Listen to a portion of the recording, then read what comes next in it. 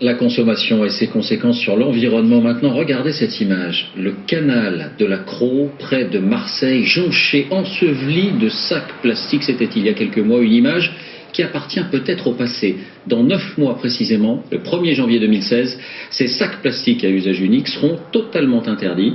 Mais est-ce réalisable? Comment atteindre cet objectif? C'est une équipe d'envoyés spéciaux qui a mené l'enquête. Perrine Bonnet, Benjamin Poulain, avec Manuel Tissier.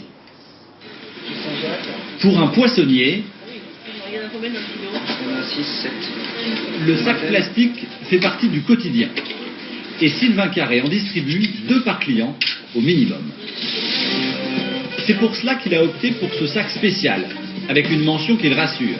C'est écrit dessus, ce sac est écologique, 100% dégradable, autodestructible. Et Sylvain l'a choisi après une drôle d'histoire. Il s'est retrouvé à pêcher, à l'autre bout de la France, à Fécamp, un sac de son propre magasin. J'étais à la pêche en bateau, en loisir je pêche, j'aime bien. Et je l'ai attrapé au bout d'un hameçon. Et c'était un sac qui venait d'ici? C'était un sac d'Aguermaré. Est-ce qu'il venait d'ici? Est-ce que quelqu'un de là-bas l'avait mis Et alors? Ça fait bizarre, ça fait chier. Mais ces sacs écologiques préservent-ils vraiment l'environnement? À Londres, la société qui les fabrique n'a aucun doute. Dans ce laboratoire, le patron nous présente la matière première des sacs de notre poissonnier. Ici, on ne dit pas dégradable ou autodestructible, mais oxo-biodégradable, un terme scientifique pour un principe tout simple, selon lui. Regardez, ça ressemble à du plastique normal, mais ce qui se passe, c'est que dans cette machine, nous rajoutons un produit chimique. On peut donc faire durer ce plastique quelques mois ou quelques années en fonction des besoins. Un sac en plastique oxo jeté dans la nature, sous l'effet de la lumière et de la chaleur, peut ainsi se fragmenter en quelques mois.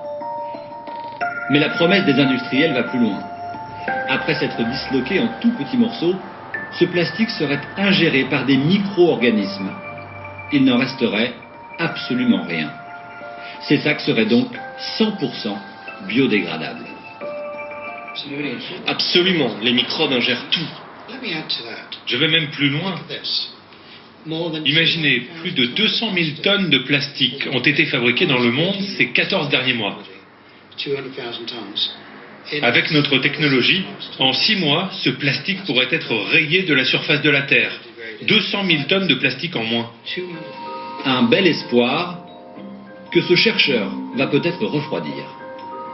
Nous voici dans un laboratoire indépendant, en Belgique. Des sacs oxo-biodégradables, il en a testé des dizaines. Après de longues semaines dans la terre, comme promis, plus une trace de sac. Rien de visible. Même en scrutant la terre à la pince à épiler. Mais l'enquête ne s'arrête pas là. Pour être sûr que le plastique a complètement disparu, il doit passer une épreuve chimique. Et à ce test, il a toujours échoué. Disons qu'il y a encore des microplastiques dans le milieu. Donc si le plastique est fragmenté, on peut se demander quel est le mieux pour le milieu, des plastiques en grandes pièces ou toute une sorte de poudre de plastique qu'on ne peut plus ramasser. Moi, personnellement, je pense que c'est pire pour l'environnement, c'est assez clair.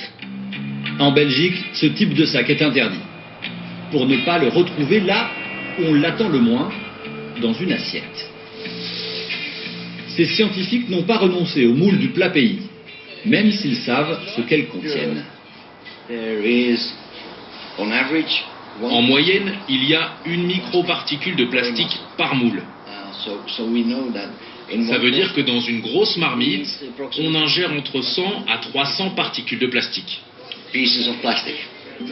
Leur étude récente ne montre pas de risque avéré pour la santé, mais laisse penser que ces sacs prétendument biodégradables ne sont pas à ce stade une alternative aux sacs plastiques. La France prévoit aussi de les interdire au 1er janvier 2016. Et vous pourrez suivre l'intégralité de cette enquête tout à l'heure dans Envoyé spécial à partir de 20h45 autour de Guylaine Chenu et Françoise Joly.